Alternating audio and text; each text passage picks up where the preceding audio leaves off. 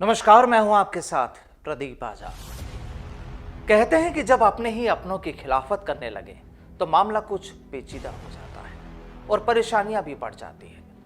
और ऐसा ही कुछ सूबे की गहलोत सरकार के साथ भी हो रहा है। लेकिन सवाल यह है कि आखिर ऐसा हो ही क्यों रहा है? कोई अपना ही अपनों के खिलाफ खड़ा क्यों हो रहा है? जाहिर है कुछ तो होगा ही। अब ये दीगर बात है कि वो सियासत के बदलते रंग हैं या फिर वाकई कोई मजबूरी। चलिए आज इसी मुद्दे पर बात करते हैं कि आखिर राजस्थान की अशोक गहलोत सरकार से उनके अपने ही खफा क्यों हैं। देखिए ये रिपोर्ट।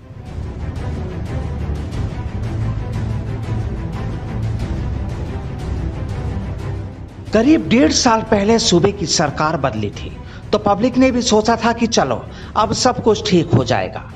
सियासत के रंग में जब राजस्थान में कांग्रेस ने अपना झंडा फहराया तो सूबे के मुखिया की कुर्सी के लिए भी विवाद गहराया था और पायलट और गहलोत आमने सामने भी हो गए और यह तस्वीर भी सभी ने देखी थी। लेकिन फिर कुछ हालात बदले, कुछ अपनों ने समझाया और फिर गहलोत को मुखिया बनाते हुए सचिन पायलट को दूसरे नंबर की कुर्सी दे दी गई। लेकिन फिर अंदरूनी खींचतान की डोर उलझती चली गई। अब चाहे कोई कितना ही इनकार करे कि ऐसा नहीं है, लेकिन साहब ये पब्लिक है, समझदार भी है तो जानती तो सब कुछ है। और बात पब्लिक की क्या करें जनाब, अब तो सूबे और सरकार के मंत्री भी अपनी ही सरकार पर सवाल उठाने में लगे हैं।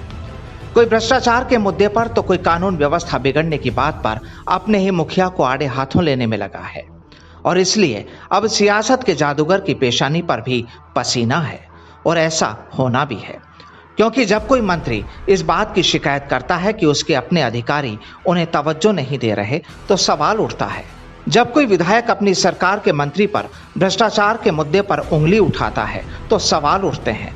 और जब इसी सरकार के कर्मचारी और अधिकारी बिना डरे खुलेआम रिश्वत लेने जैसी गैर वाजिब करतूतों का अंजाम देते हैं तो साहब सवाल तो उठते ही हैं। अब देखिए, सांगोद से कांग्रेस के विधायक भरत सिंह ने एक बार फिर अपनी ही सरकार के मंत्री पर भ्रष्टाचार के आरोप लगाकर सबको हैरान कर दिया है। तो जाहिर है कि सरकार भी उनके इस आरोप के बाद कटघरे में है। अब चाहे विधायक भरत सिंह ने किसी मंत्री का नाम नहीं लिया हो, मगर सरेआम अपनी ही सरकार के मंत्री पर भ्रष्टाचार जैसे संगीन आरोप लगाकर उन्होंने सूबे के वोटर्स को यह जरूर बता दिया है कि सरकार के मंत्री भी भ्रष्टाचार में लिप्त हैं।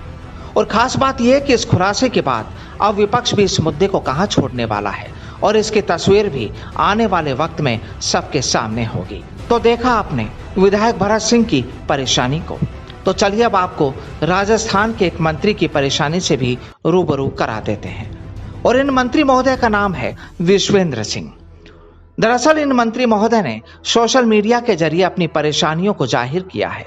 दरअसल हाल ही में मंत्री विश्वेंद्र सिंह ने कुछ ट्वीट करते हुए अपनी लाचारियों को जाहिर किया है और जिसमें साफ तौर पर कहा गया है कि वो अपने ही विभाग की कमियों को साझा करने के लिए मजबूर हैं। अब सोचिए कि एक मंत्री ये बातें तभी कर सकता है जब उनके विभाग और विभाग के अधिकारियों की लापरवाहियां सामने हो और सरकार के ऊपरी स्तर से उन पर कोई लगाम नहीं लगाई जा रही हो। एक सीनियर लीडर अपनी ही सरकार पर सवाल उठाता है, अपनी परेशानियों को पब्लिक के सामने लाता है, तो जाहिर है कि दाल में कुछ काला जरूर है।